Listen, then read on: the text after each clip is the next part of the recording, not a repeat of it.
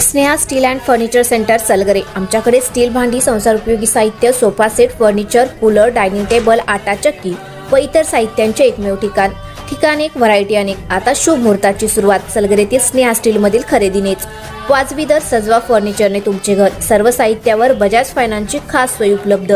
Steel भांड्यांना 5 वर्षे guarantee, तर furniture साहित्यास किडवाळीपासून life time warranty. खात्रीशीर खरेदीसाठी मिरज पूर्व भागातील एकमेव ठिकाण Sneha steel and furniture centre Salgare. आमचा पत्ता रवींद्र वस्त्रनिकेतन शेजारी सलगरे। संपर्क 90 96 25 91 38। प्रत्येक बातमीतील घटनेच्या वास्तविकतेची तुलना थेट पाहत रहा चांगली अपडेट। सलगरे येथील BS पाटील विद्यालय कॅम्पसमध्ये विद्यार्थ्यांच्या उज्ज्वल भविष्यासाठी आयोजित करण्यात आलेले विशेष मार्गदर्शन सत्र उत्साहात आणि मोठ्या प्रतिसादात संपन्न झाले। या सत्राला पालक व विद्यार्थ्यांची मोठ्या संख्येने उपस्थिती लाभली होती। स्पर्धा परीक्षांच्या तयारी संदर्भात विद्यार्थ्यांना योग्य दिशा देण्याच्या उद्देशाने आयोजित या कार्यक्रमात नूतन महाविद्यालयाचे प्राचार्य अमोल पाटील यांनी प्रमुख मार्गदर्शक म्हणून उपस्थित राहून विद्यार्थ्यांना मार्गदर्शन केले। यावेळी व्यासपीठावर सिद्धेश्वर शिक्षण संस्थेचे चेअरमन त्यागराज पाटील, BS पाटील विद्यालयाचे मुख्याध्यापक स्वामी सर तसेच नंदकुमार साबळे यांची प्रमुख उपस्थिती होती। कार्यक्रमादरम्यान विद्यार्थ्यांना स्पर्धा परीक्षांची तयारी, अभ्यासाची योग्य पद्धत तसेच करिअरच्या विविध संधी याविषयी सविस्तर मार्गदर्शन करण्यात आले। याचबरोबर पुढील काही कालावधीत विद्यार्थ्यांना इयत्ता 8वी ते 10वी मध्ये शालेय शिक्षण घेत असतानाच 10वी व 12वी नंतर होणाऱ्या विविध स्पर्धा परीक्षांची पूर्वतयारी इतर राज्यातील उच्च शिक्षित शिक्षक विशेष सत्र घेऊन करणार असल्याची माहिती यावेळी देण्यात आली। या उपक्रमामुळे विद्यार्थ्यांचा शैक्षणिक पाया अधिक भक्कम होऊन भविष्यातील स्पर्धा परीक्षांमध्ये त्यांना यश मिळवण्यास मदत होणार असल्याचा विश्वास यावेळी व्यक्त करण्यात आला। महत्त्वाचा मुद्दा काय आहे की मुलं ही काही बाबा पोटातूनच काही हुशार कोण म्हटतं असं काही नसतं। तुम्ही त्यांना काय वातावरण देता, काय हे देता। आमचंच उदाहरण म्हणून सांगतो, आमचं तो बाबा सर म्हटले तसं मोठे हे असं काही नव्हतं। तर जुन्या लोकांना माहिती आहे, आमच्या वडिलांनी सगळ्यांच्याकडनं कर्ज काढणं आमचं शिक्षण। मात्र आमच्या वडिलांनी एक केलं की शिक्षणात आम्हाला कुठं काही कमी पडू दिलं काही। त्यांनी तिकडं म्हणजे सगळ्या गावच्या शिवा खाल्ल्या, काय वाटेल ते केलं, पण आम्हाला शिक्षणात कमी पडू दिलं नाही। ती त्यांची इन्व्हेस्टमेंट यावेळी।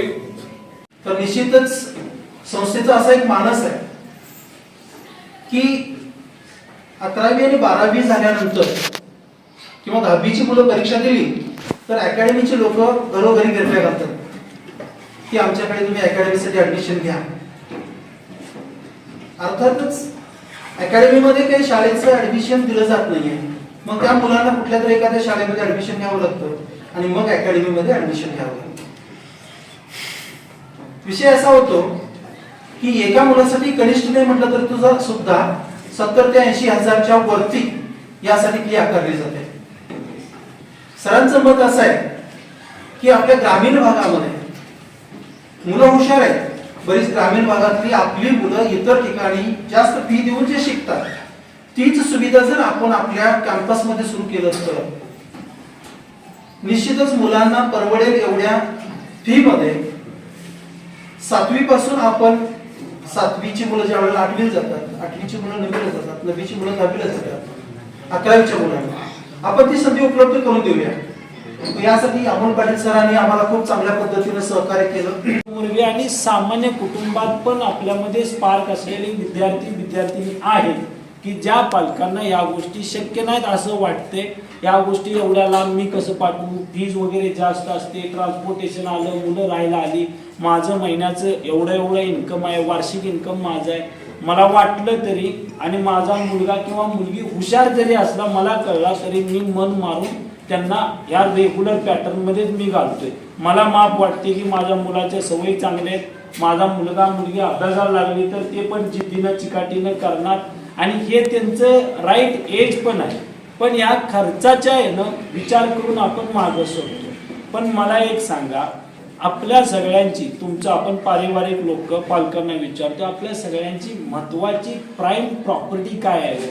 माझी प्रॉपर्टी गाडी, माझी प्रॉपर्टी बंगला, माझी प्रॉपर्टी सोनं, माझी प्रॉपर्टी शेती, ह्या सगळ्या स्थावर गोष्टी मटेरियल आहे। ते मटेरियल ते तुम्ही मेला तरी पण तिथंच आहे, हे मटेरियल आहे।